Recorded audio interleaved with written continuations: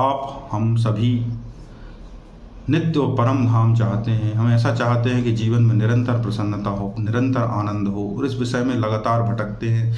जीवन के कई सोपान आप और हम प्राप्त कर चुके हैं, कई सोपान, कई सीढ़ियाँ हम चढ़ चुके हैं, कई सफलताएं आप भी प्राप्त कर चुके होंगे, मैं भी प्राप्त कर चुका हूँ।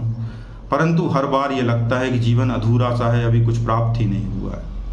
तो जो अधूरा सा है वह क्या है, और उस अधूरेपन को पूरा कैसे कर सकते हैं, उस नित्य धाम को कैसे पा सकते हैं जहाँ जाके हमें उस अधूरेपन की बात याद नहीं आए, वो पूर्णता कैसे प्राप्त कर सकते हैं। इस विषय में अध्याय 18 के कुछ श्लोकों में इसका वर्णन है कि वो परम धाम कैसे पहुंच सकते हैं और शुद्ध भक्ति कैसे करते हैं। श्लोक क्रमांक 57 उसी श्रृंखला में एक श्लोक है जिसमें भगवान कहते हैं, चेतसा सर्व कर्माणि मयि सन्न्यस्य मत्परा बुद्धि योगम उपाश्रित्य मत चित्त सततम भवा।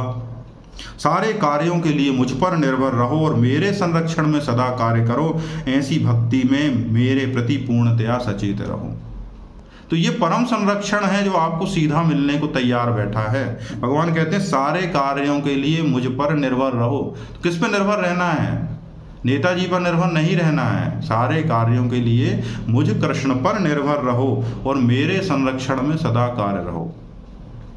मेरे संरक्षण में ही सदा कार्यरत रहो, मतलब कोई आपको संरक्षण देने को तैयार है, पहली बात तो ये, और आप उसका संरक्षण लेने को राजी नहीं हो। और जो राजी हो जाता है वही तो डेवोटी है, भक्त है, क्योंकि उसने राजी होने को स्वीकार कर लिया, और कोई डिफरेंस ही नहीं है।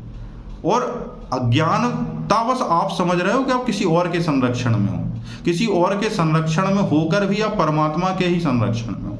परमात्मा ही आपका मालिक है, और कोई मालिक हो ही नहीं सकता, वो तो भ्रम है। यदि आप सोचते हो कि कोई नेता, कोई नगरी, कोई ऑफिस, कोई आपकी संरक्षण दे सकता है, नहीं दे सकता। आपको संरक्षण परमात्मा ही दे रहा है, परंतु चूंकि हम इग्नोरेंट हैं, हम भूल चुके हैं, हम विस्मृत हो चुके हैं इस संसार में, तो हमें ऐसा लगता है कि कोई व्यक्ति, स्थिति हमें संरक्षण देती है, कोई शासन का व्यक्ति हमें संरक्षण देता है। कोई हमें संरक्षण नहीं दे सकता, केवल परमात्मा ने ही हमें संरक्षण दिया हुआ है, तभी तो हम जिंदा हैं। अभी आपने कोविड में देखा कि कैसे लोग जा रहे थे, तो आपको परमात्मा ने ही संरक्षण दिया था कि आप उस वायरस से बच गए और इस संसार में हो, और हम और आप बैठे हैं और चर्चा कर रहे हैं। ये जो जीवन आपको मिला है कोरोना के बाद, ये एक्स्ट्रा जीवन उन्हीं को मिला है जिनको परमात्मा का संरक्षण प्राप्त था कि अभी तुम कुछ दिन और शरीर में रहो। यदि संरक्षण प्राप्त नहीं होता तो आपके वश की बात नहीं थी कि आप इस संसार में होते। आप इस संसार में हो ही इसलिए कि आप संरक्षण में हो, परंतु चूंकि हम विस्मृत हैं इसलिए हम इस बात को अंदर से नहीं समझ पाते। इसलिए पर भगवान को कहना पड़ा कि सारे कार्यों के लिए मुझ पर निर्भर रहो। मैं सोचो कि परमात्मा ही करवा रहा है, वही प्रेरणा दे रहा है, वही कर रहा है। तुम ना तो कर रहे हो, ना तुम करवा रहे हो। तुम कर रहे हो, ये तुम्हारा अज्ञान है। कर भी परमात्मा रहा है, कर्ता भाव भी एक तरह का अज्ञान है, वो परमात्मा ही प्रेरणा दे रहा है। ऐसे इस तरह से सारे कार्यों के लिए मुझ पर निर्भर रहो और मेरे संरक्षण में सदा कर्म करो। एकमात्र ग्रंथ है भगवद गीता जो सदा कर्म की बात करता है। वो लोग पता नहीं कैसे इस ग्रंथ का सहारा लेके कर्म को छोड़ने की बात करते हैं। भगवान ने ऐसा कहाँ कहा है कि आपने कर्म मत करो, सदा मेरे संरक्षण में कर्म करो। इसमें कहाँ लिखा हुआ है कि कर्म नहीं करना है?